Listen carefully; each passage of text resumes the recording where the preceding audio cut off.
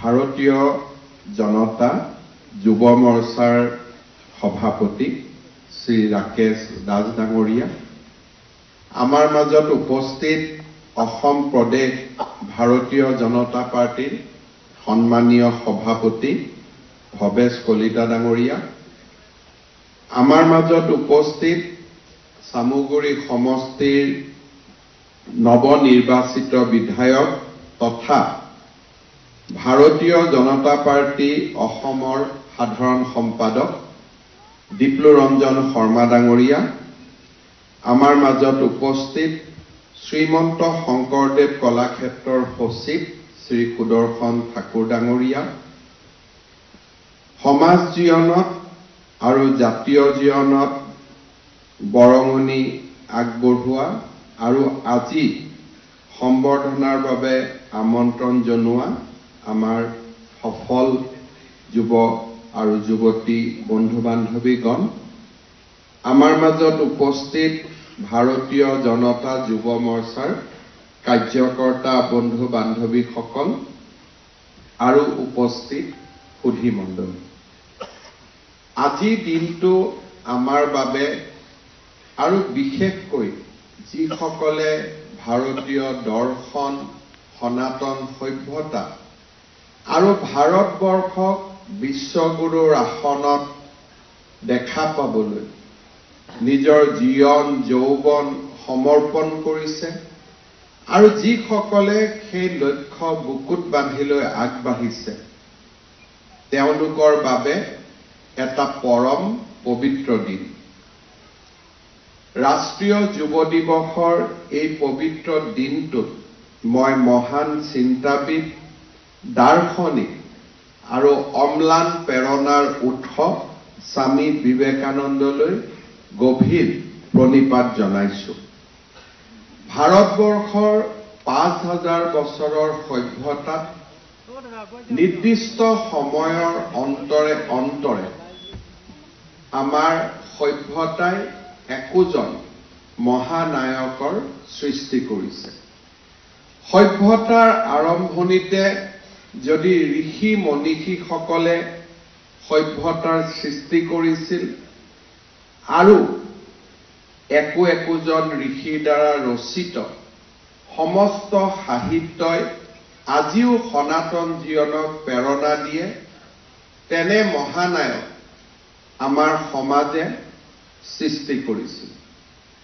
বাল্মীকিৰ পৰা বেদব্যাসলৈকে, বেদব্যাসৰ পৰা বিশ্বামিত্ৰ বশিষ্ঠলৈ অজস্ৰজন তেনে মহানায়কক ভাৰতীয় সভ্যতাই জন্ম দিছিল।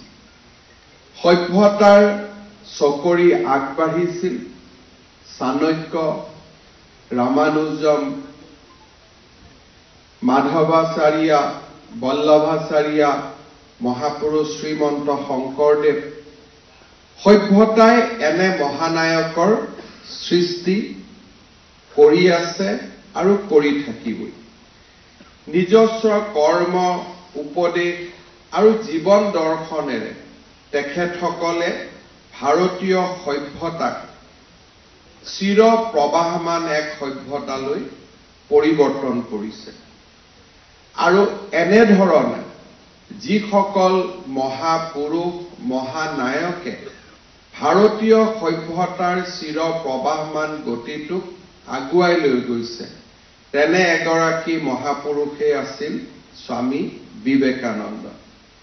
তেওঁ ভাৰতৰ এক অত্যুজ্জ্বল ভৱিষ্যতৰ বাবে সপোন দেখিছিল। ওৰেটো জীৱন আমাৰ যুৱ সমাজক তেখেতে প্ৰেৰণা যোগাইছিলে। ভাৰত আৰু বিশ্বৰ কোনে কোনে তেখেতে সেই সময়ত বিপৰীত পৰিস্থিতিৰ মাজত বিভিন্ন অঞ্চল ভ্ৰমণ কৰি ভাৰতীয় সভ্যতাৰ জয়গান সমগ্ৰ বিশ্বলৈ তেখেতে প্ৰেৰণ কৰিছিল। এগৰাকী তেজস্বী সন্যাসী আৰু ধৰ্ম আৰু আধ্যাত্মিকতাৰ কেন্দ্ৰ স্বামী বিবেকানন্দৰ ব্যক্তিত্ব আছিল হিমালয়ৰ দৰে উচ্চ মহাসাগৰৰ দৰে গভীৰ আৰু আকাশৰ দৰে বিশাল।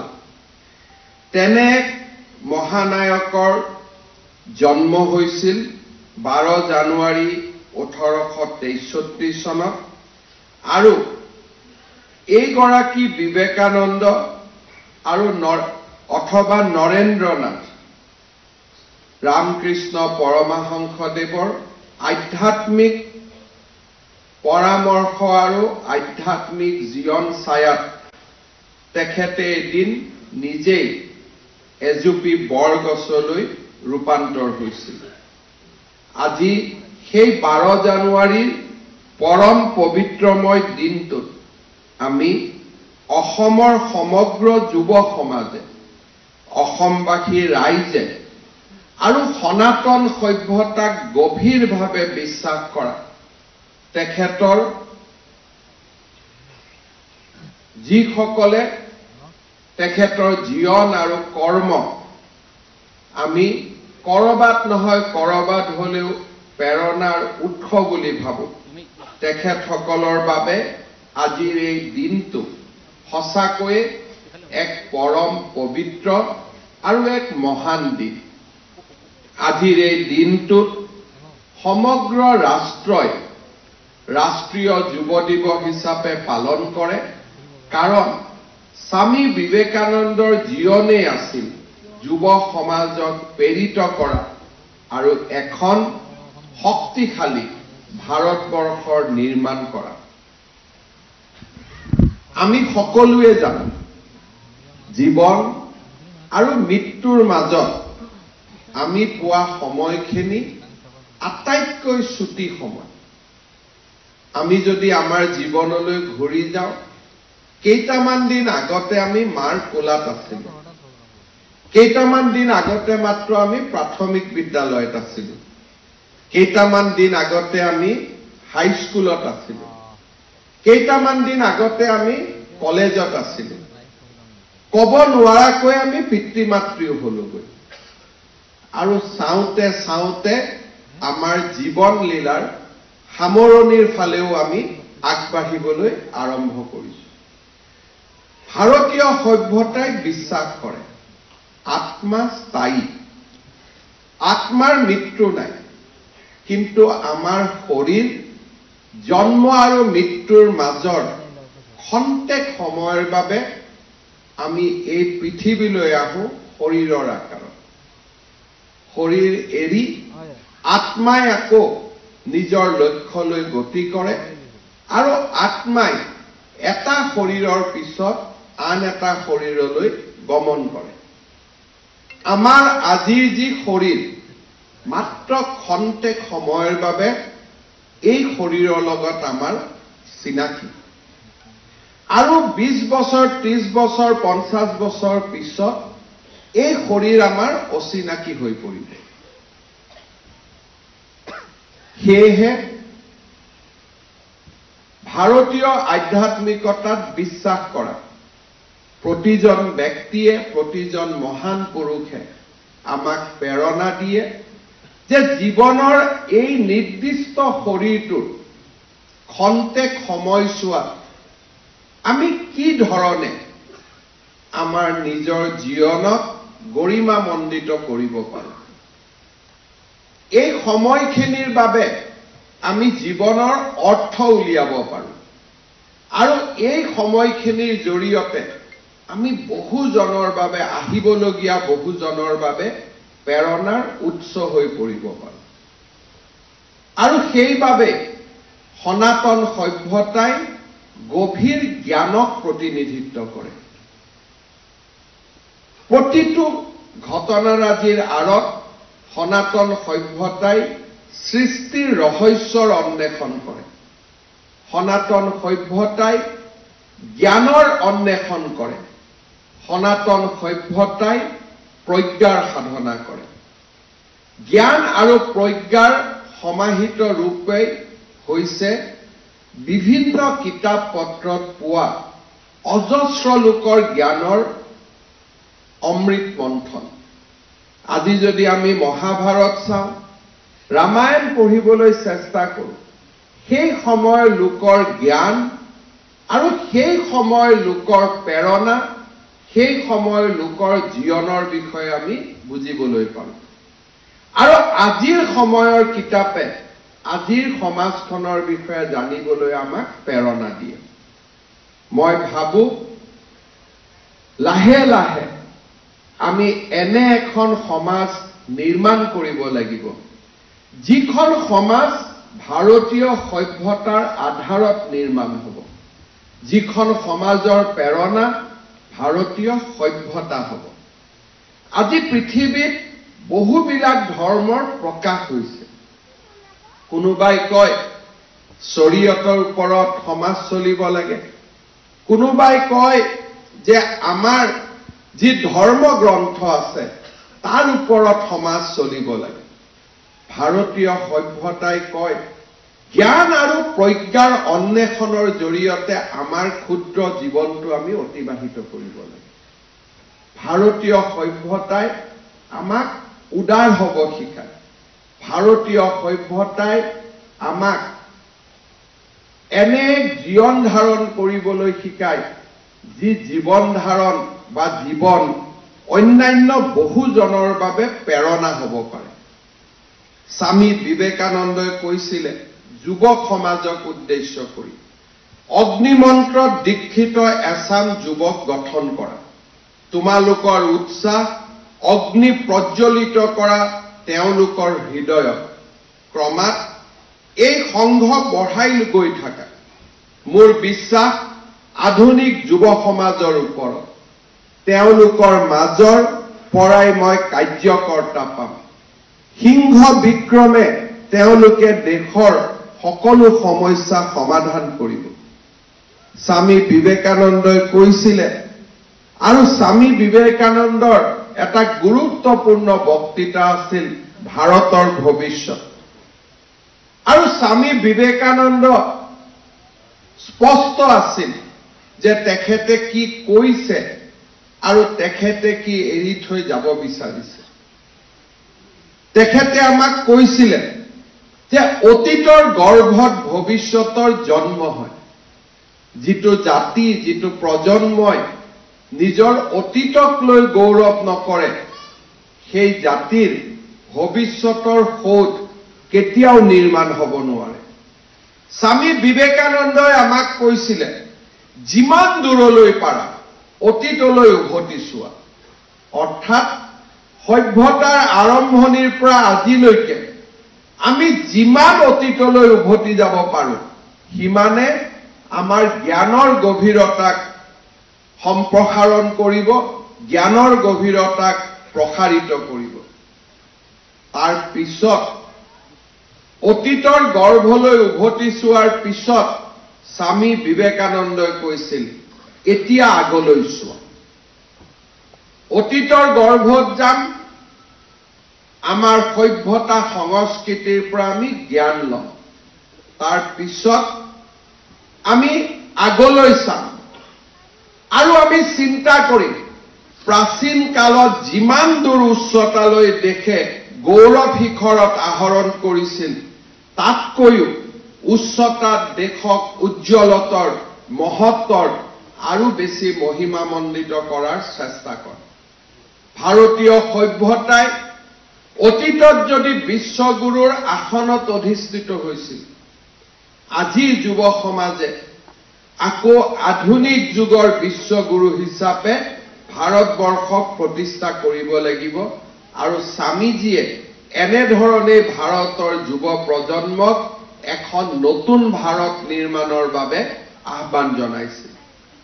স্বামী বিবেকানন্দৰ জীৱনৰ গুৰুত্বপূৰ্ণ অধ্যায়সমূহৰ ভিতৰত আৰু সকলোকে প্ৰভাৱিত কৰা জীৱনৰ আটাইতকৈ উজ্জ্বলতম অধ্যায় আছিল 1893 চনৰ 13 ছেপ্টেম্বৰত আমেৰিকাৰ চিকাগোত অনুষ্ঠিত বিশ্ব ধৰ্ম সভাত অংশগ্ৰহণ আৰু তাত তেওঁ প্ৰদান কৰা বক্তৃতা। চিকাগোৰ ধৰ্ম সভাই ভাৰতবৰ্ষ, সনাতন আৰু স্বামী বিবেকানন্দ তিনিওটাকে বিশ্বৰ সমাজত প্ৰতিষ্ঠা কৰিছিল। এই ধৰ্ম মহাসভাত হাৰ্ভাৰ্ড বিশ্ববিদ্যালয়ৰ গ্ৰীক ভাষাৰ অধ্যাপক জন হেনৰি ৰাইটে স্বামীজীৰ পৰিচয় সম্পৰ্কে কৈছিল, "To ask you, Swami, for your credential is like asking the sun to state its right to shine." অৰ্থাৎ স্বামী বিবেকানন্দৰ পৰিচয়ৰ বিষয়ে যদি কোনোবাই জানিবলৈ চেষ্টা কৰে বা পৰিচয় দিবলৈ চেষ্টা কৰে, তাক মাত্ৰ তুলনা কৰিব পাৰি আমি যদি সূৰ্যক সুধো আপোনাৰ পোহৰ বিলোৱাৰ অধিকাৰ ক'ত। সূৰ্যৰ যদি পোহৰ বিলোৱাৰ অধিকাৰ আছে আৰু তাকেই যদি আমি প্ৰশ্ন কৰোঁ যে আপোনাৰ অধিকাৰ ক'ত, ঠিক তেনেদৰে স্বামীজীৰ পৰিচয় জানিবলৈ চেষ্টা কৰা সিমানেই ক'ব গ'লে এক প্ৰকাৰ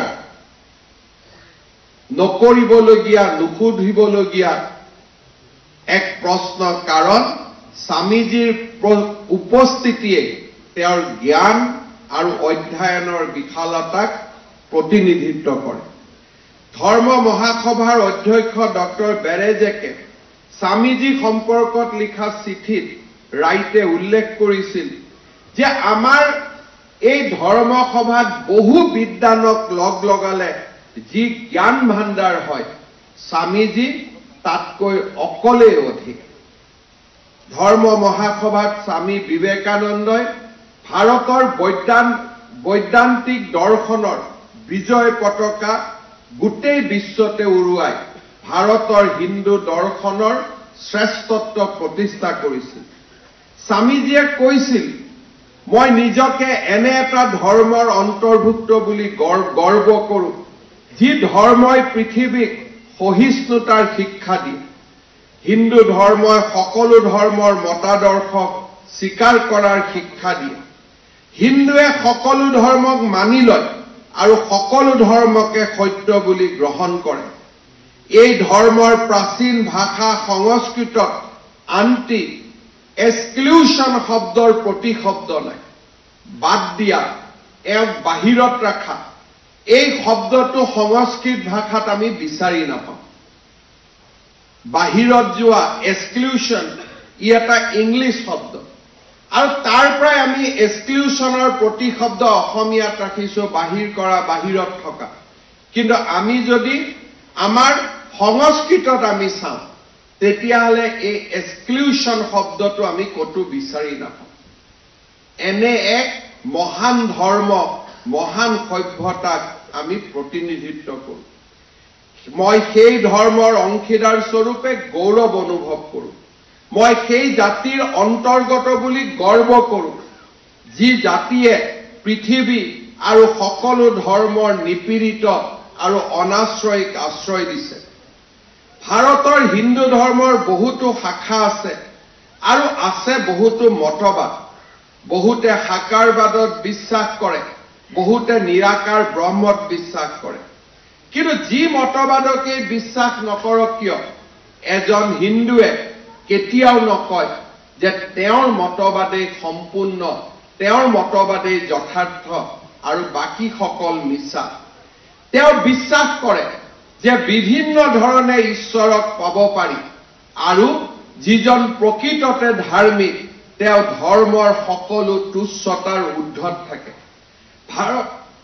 ভাৰতত যিজন ব্যক্তিয়ে বিশ্বাস কৰে তেওঁ মুক্ত আত্মা, তেওঁ শৰীৰত আবদ্ধ নহয়, তেওঁৱেই প্ৰকৃত ধৰ্মৰ সন্ধান পায়। যেতিয়া এটা জাতিৰ সমষ্টি জীৱনলৈ স্থবিৰতা নামি আহে, তেতিয়াই সেই জাতীয় মঞ্চত এগৰাকী দিগদৰ্শকৰ উদয় হয়। নৰেন্দ্ৰ নাথৰ জন্ম হৈছিল এনে এটা সময়ত যেতিয়া ভাৰতবৰ্ষত ইউৰোপীয় শক্তিৰ প্ৰদানত আছিল, যেতিয়া ভাৰতৰ শক্তি সূৰ্য প্ৰায় অস্তমিত হৈছিল আৰু ভাৰতীয়সকলে নিজৰ ধৰ্ম সভ্যতাক লৈ ভিন্ন মান্যতাত ভুগিছিল। এটা দিনহীন জাতিক পৰিণত হোৱা ভাৰতীয়সকলৰ মাজত আত্মবিশ্বাস জগাই তোলাৰ কাম কৰিছিল স্বামী বিবেকানন্দই। যি জাতিয়ে নিজৰ সভ্যতা সংস্কৃতিৰ পৰা প্ৰেৰণা আদায় কৰিব নোৱাৰে সেই জাতিৰ কোনো ভৱিষ্যত নাই। সেই কথা আজিৰ পৰা ১.৫ শতিকাৰ আগতে অনুভৱ কৰিছিল নৰেন্দ্ৰ নাথ দত্তই। আজি তেখেতৰ জন্মৰ ১.৫ শতিকাৰ পিছত ভাৰতীয় সভ্যতাই আকৌ পুৰণা প্ৰাচীন গৌৰৱ উভতাই পাইছে। অমৃতকালৰ স্বপ্ন দেখিছে, এখন নতুন ভাৰত নিৰ্মাণৰ সপোন দেখিছে। এইখন ভাৰতে আজি চন্দ্ৰত পদাৰ্পণ কৰিছে। আজি এইখন ভাৰতে মংগল গ্ৰহত যোৱাৰ সপোন দেখিছে। এইখন ভাৰতে শান্তিৰ স্বাৰ্থত পাৰমাণৱিক শক্তিক ব্যৱহাৰ কৰিছে। পাৰমাণৱিক শক্তিৰে শক্তি উৎপাদন কৰি সভ্যতাক আগুৱাই লৈ গৈছে। এইখন ভাৰতে আজি artificial intelligence, semi conductor, augmented reality আদিৰ দৰে ভৱিষ্য জ্ঞানৰ এক নৱজাগৰণৰ সৃষ্টি কৰিছে। এইখন ভাৰতেই আজি বিশ্বৰ মানুহক শান্তিৰ পাঠ শিকাইছে। আৰু এইখন ভাৰতেই আজি প্ৰধানমন্ত্ৰী নৰেন্দ্ৰ মোদী ডাঙৰীয়াৰ নেতৃত্বত আমি অমৃতকালৰ সপোনেৰে আজি আগবাঢ়িছো। স্বামী বিবেকানন্দই যি লক্ষ্য ১.৫ শতিকা আগতে এৰি থৈ গৈছিল, সেই লক্ষ্যকে পূৰ্তি কৰিবলৈ আৰু ভাৰতবৰ্ষক এক বিকশিত ভাৰতলৈ ৰূপান্তৰ কৰিবৰ বাবে আজি প্ৰধানমন্ত্ৰী নৰেন্দ্ৰ মোদীৰ নেতৃত্বত দেশে এক শক্তিৰূপে এই মহান কৰ্মযজ্ঞত জঁপিয়াই পৰিছে। মই আমাৰ যুৱক সমাজক আহ্বান জনাম, জীৱনৰ লক্ষ্য থাকিব লাগিব আৰু জীৱনৰ সেই লক্ষ্যক সাধন কৰাৰ, তাক সফল কৰাৰ শক্তি আৰু সাহস থাকিব লাগিব। আমাৰ লক্ষ্য কেনেকে আমি আমাৰ দেশক মহিয়ান কৰিব পাৰোঁ, কেনেকে মোৰ জীৱনকালত কৰা এটা দুটা সৰু সৰু কামেৰে সমাজখনক, ভাৰতবৰ্ষক আমি মহত্ব প্ৰদান কৰিব পাৰোঁ। কেতিয়াবা কেতিয়াবা আমি চিন্তা কৰোঁ যে মোৰ ভূমিকা ক'ত। দেশৰ কামটো বহুজনে কৰি আছে, বিজ্ঞানীসকলে কৰি আছে, ৰাজনীতি কৰা ব্যক্তিসকলে কৰি আছে, প্ৰধানমন্ত্ৰীয়ে কৰি আছে, সেনা বাহিনীয়ে কৰি আছে, অধ্যাপক অধ্যাপিকা কৰি আছে। মোৰ দৰে এজন ব্যক্তিয়ে দেশৰ কাৰণে মই কি কৰিব পাৰোঁ?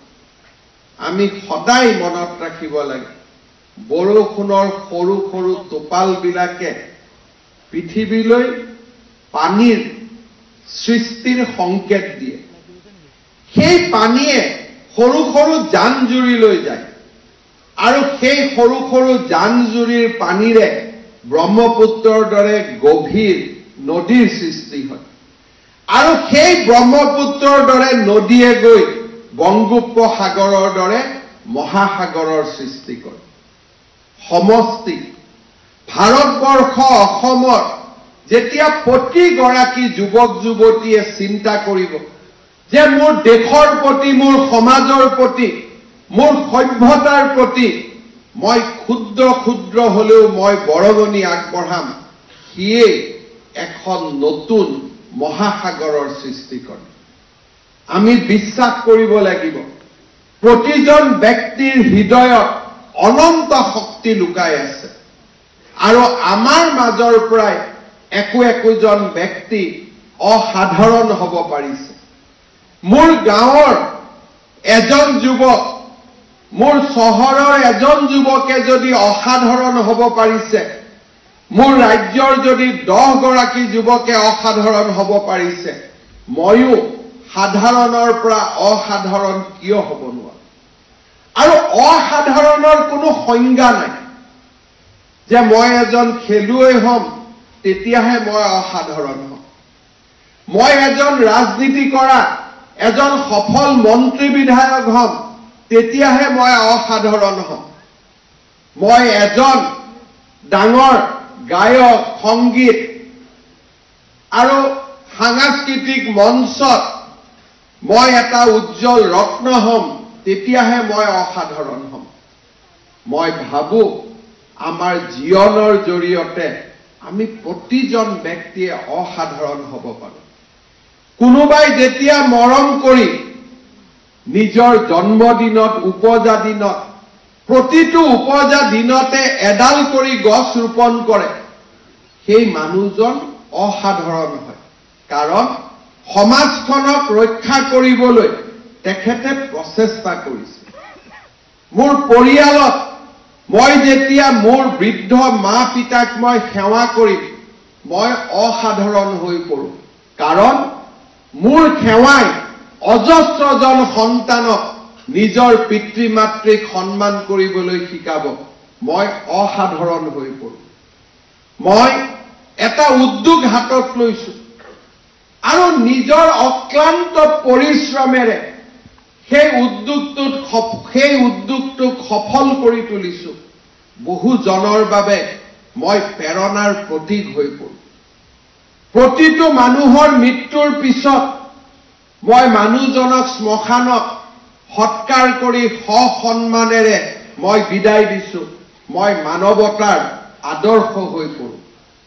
অজস্ৰ ধন আৰু সম্পত্তি থকাৰ পিছতো মই এটা অমায়িক জীৱন, সহজ সৰল জীৱন পালন কৰিছো। মই ভাৰতীয় সভ্যতা আৰু সংস্কৃতিৰ প্ৰতিভূ হৈ পৰো। অজস্ৰ শক্তি থকাৰ পিছতো, অজস্ৰ বাহুবল থকাৰ পিছতো মোৰ শক্তি আৰু বাহুবলে একো একোগৰাকী নাৰীক বিপদৰ পৰা ৰক্ষা কৰে। মই কাৰোবাৰ বাবে ভাতৃত্বৰ সেই মহান বান্ধোনৰ প্ৰতীক হৈ পৰো। অজস্ৰ মানসিক শক্তি থকাৰ পিছতো আৰু ইণ্টাৰনেটৰ অজস্ৰ জ্ঞান থকাৰ পিছতো মই হেকিঙৰ পৰিৱৰ্তে মই মানুহৰ মাজত জ্ঞানৰ আলোক বিলাবলৈ চেষ্টা কৰিছো। মই একোজন এথিকেল হেকাৰ হৈ পৰো। আৰু মই মোৰ উপজা দিনত মোৰ সন্তান, মোৰ বন্ধু বান্ধৱ, মোৰ পিতৃ মাতৃক একোখনকৈ কিতাপ উপহাৰ দিছো। মই কৰবাত জ্ঞানৰ আন্দোলনৰ প্ৰতিনিধি হৈ পৰো। অৰ্থাৎ অসাধাৰণ হোৱাৰ কোনো সূত্ৰ নাই, অসাধাৰণ হোৱাৰ সংজ্ঞা নাই। যিকোনো কামৰ জৰিয়তে মই অসাধাৰণ হ'ব পাৰো। মোৰ চিন্তা পবিত্ৰ হ'ব লাগে।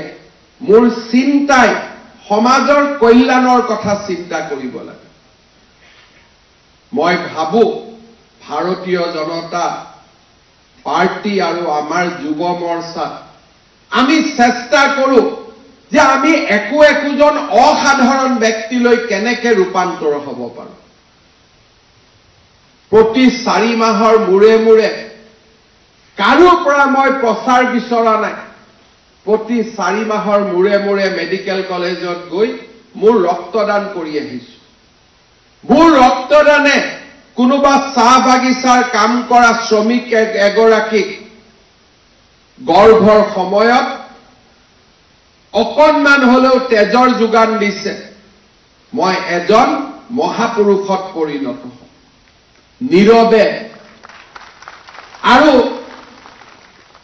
এটা ইতিবাচক চিন্তাৰে মোৰ জীৱন আদৰ্শক আগুৱাই লৈ যোৱা মই একোজন মহাপুৰুষলৈ ৰূপান্তৰ হ'ব পাৰো।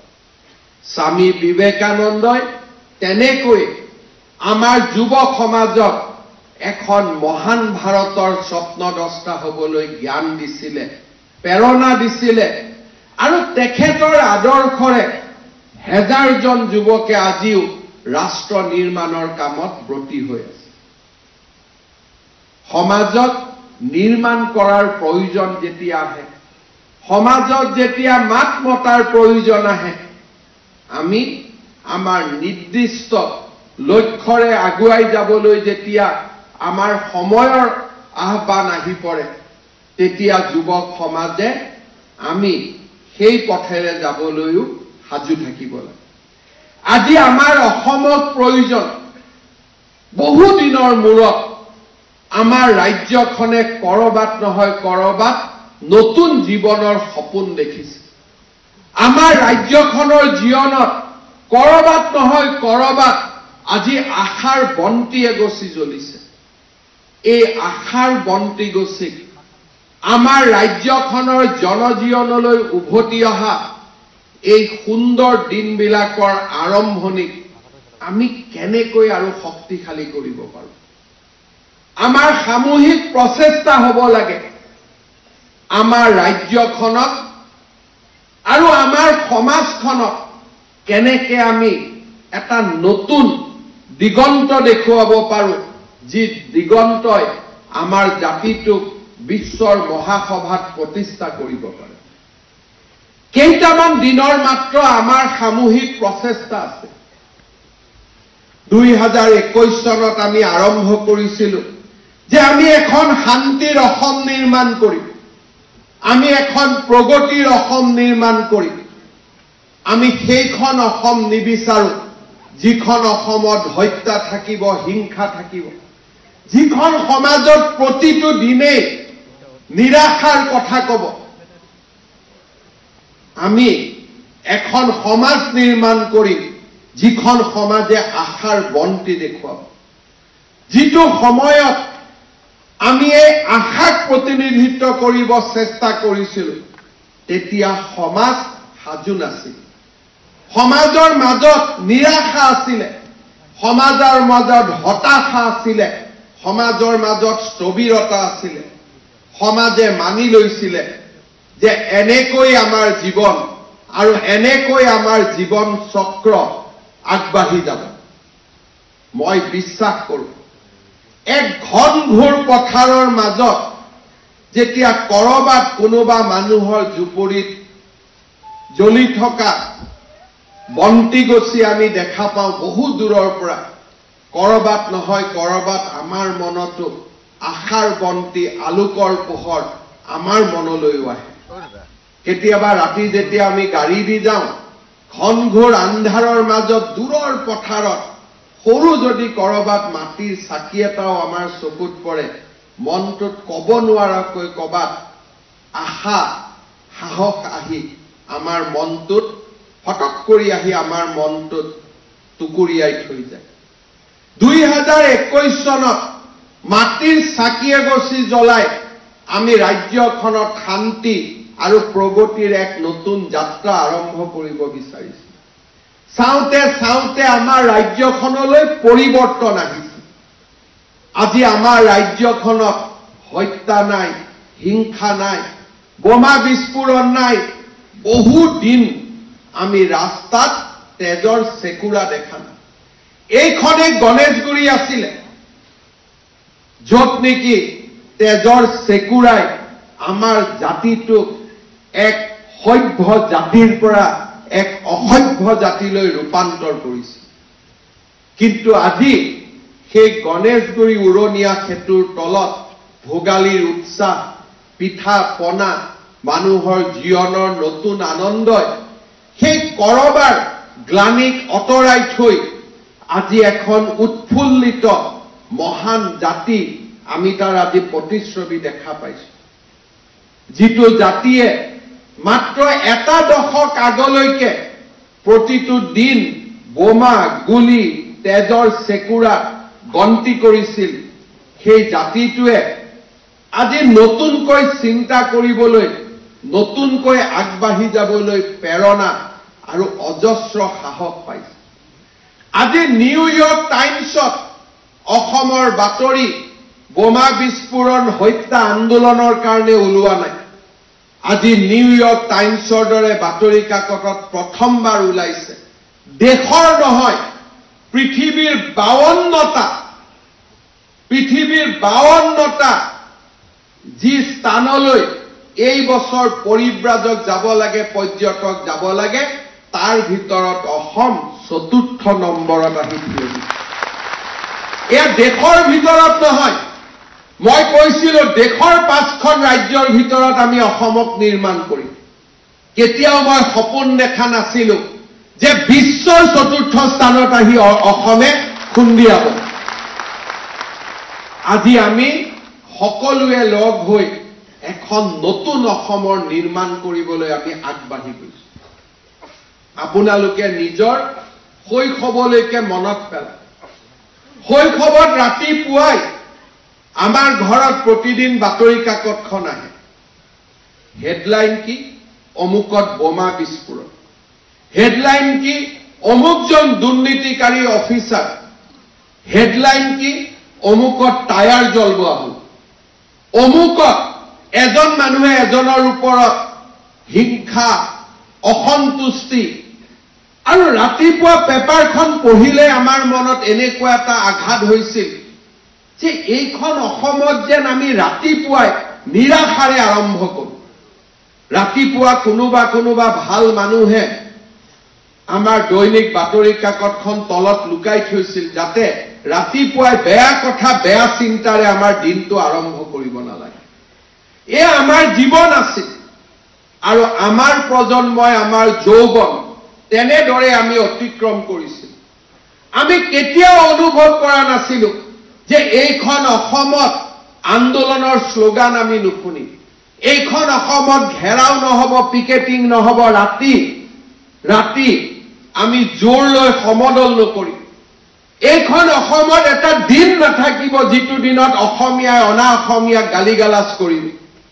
আৰু আমাৰ অসমীয়া লোকসকল দিল্লী, বিহাৰলৈ যাওঁতে আমি ইয়াত যি ঔষধ দিছো তাৰ প্ৰতি ঔষধ আমি দিল্লীলৈকে যাওঁতে, মাদ্ৰাছালৈকে যাওঁতে আমি সেই প্ৰতি ঔষধ লাভ কৰিছো। তেনেকুৱা আমি জীৱন চক্ৰৰ পৰা আঁতৰি যাম বুলি আমি কেতিয়াও অনুভৱ কৰা নাছিলো। কিন্তু লাহে লাহে আজি আমাৰ সমাজৰ পৰিৱৰ্তন হৈছে। এদিন যি বিহাৰ, দিল্লীৰ বিশ্ববিদ্যালয়ত উত্তৰ পূৰ্বৰ ছাত্ৰ ছাত্ৰী, অসমৰ ছাত্ৰ ছাত্ৰী লাঞ্ছিত হ'বলগীয়া হৈছিল, সেইখন উত্তৰ পূৰ্বে আজি ভাৰতৰ বাবে অষ্টলক্ষ্মী নিউ ইঞ্জিন অফ গ্ৰোথত পৰিণত হৈছে। আজি কোনেও ৰেলত অসমীয়া বুলি কাকো আক্ৰমণ নকৰে, অসমৰ বিষয়ে জানিবলৈ আগ্ৰহ কৰে। দিল্লী, কলিকতাত যেতিয়া কোনোবা টেক্সিত আমি বহি ল'ম আৰু নিজক অসমীয়া বুলি আমি পৰিচয় দিম, অসমৰ বিষয়ে জানিবলৈ সেই টেক্সি চালকজনেও চেষ্টা কৰে। অসম আজি ভাৰতৰ নতুন যুগৰ এক নতুন প্ৰতিনিধিলৈ ৰূপান্তৰ হৈছে।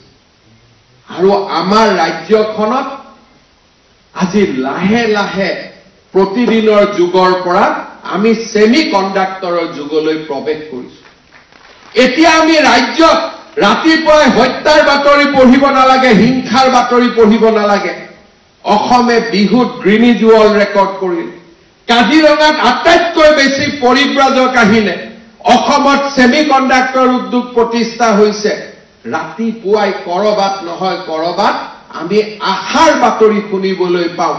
আশাৰ বন্তি গছি যেন লাহে লাহে আমাৰ জীৱনৰ আকৌ এবাৰ উভতি আহিছে। আমি এইখন অসমক ধৰি ৰাখিব লাগিব। আমি প্ৰতিদিনৰ যুগলৈ ঘূৰি যাব নালাগে।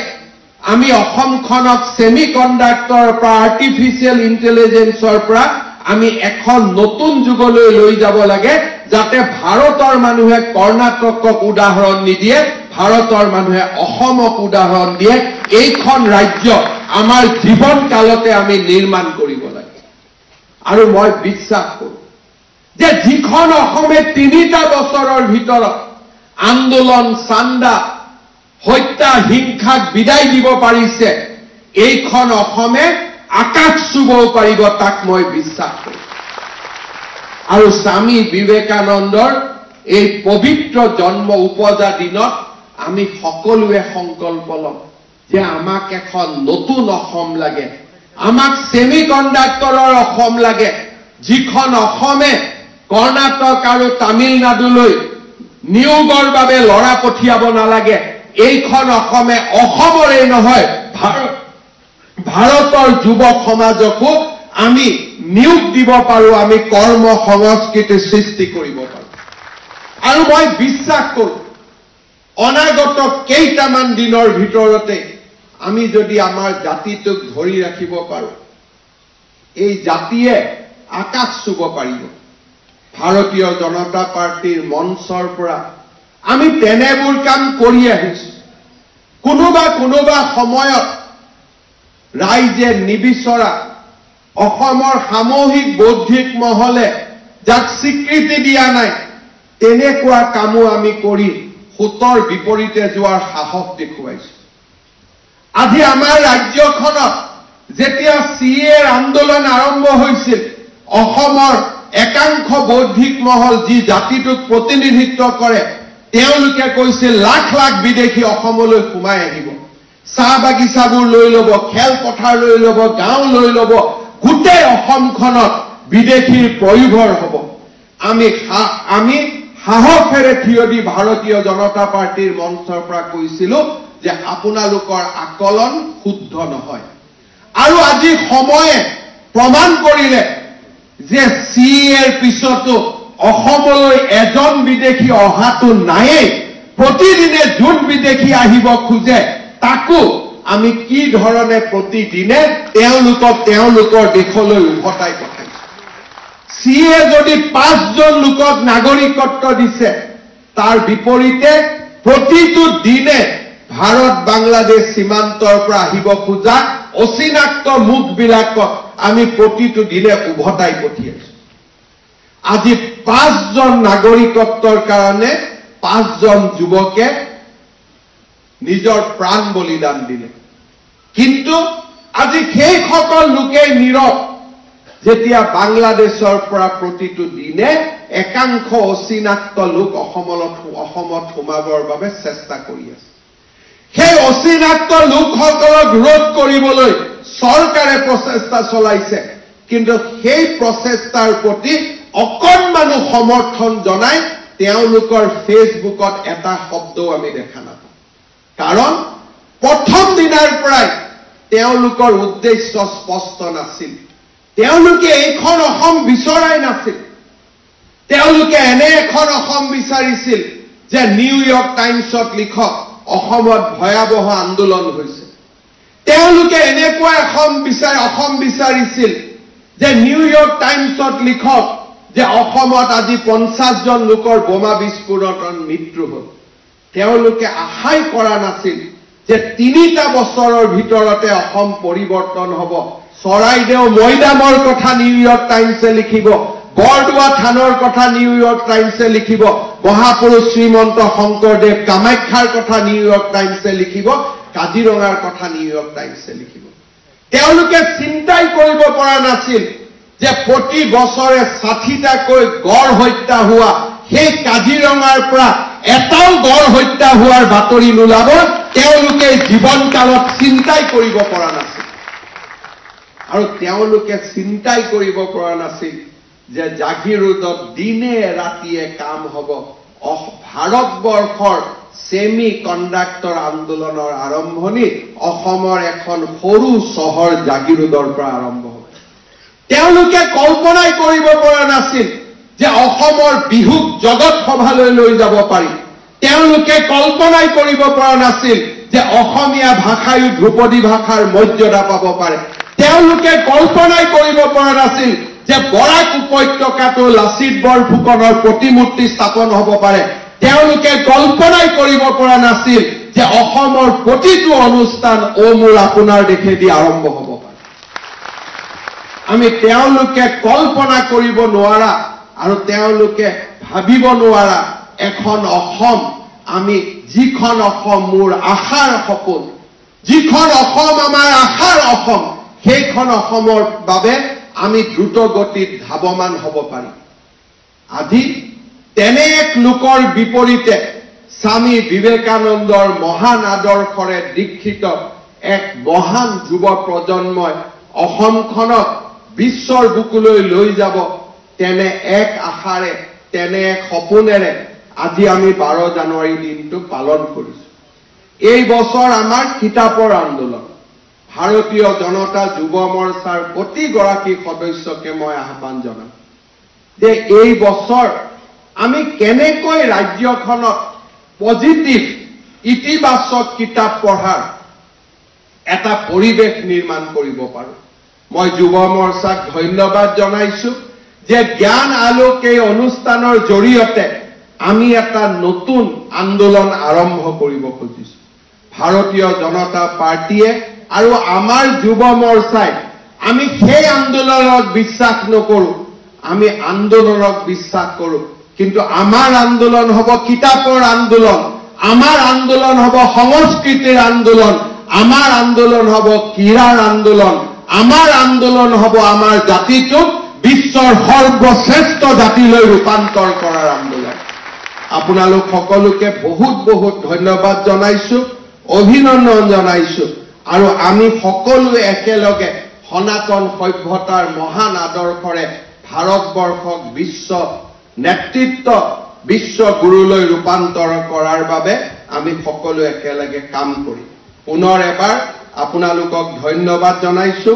আজি দিনটো কেইবাটাও কাৰ্যসূচী থকা বাবে মই গোটেই অনুষ্ঠানটোত আপোনালোকৰ লগত থাকিব নোৱাৰিম। তথাপিতো আজিৰ এই মহান অনুষ্ঠানত যোগদান কৰিবলৈ মোক যি সুবিধা দিলে তাৰ বাবে ভাৰতীয় জনতা পাৰ্টিৰ যুৱ মৰ্চাক ধন্যবাদ জনাই এখন নতুন ভাৰত, নতুন অসম নিৰ্মাণৰ সংকল্পৰে আগবাঢ়ি যোৱাৰ আহ্বান জনাই মই মোৰ বক্তব্যৰ সামৰণি মাৰিছো। ধন্যবাদ। জয় হিন্দ, বন্দে মাতৰম।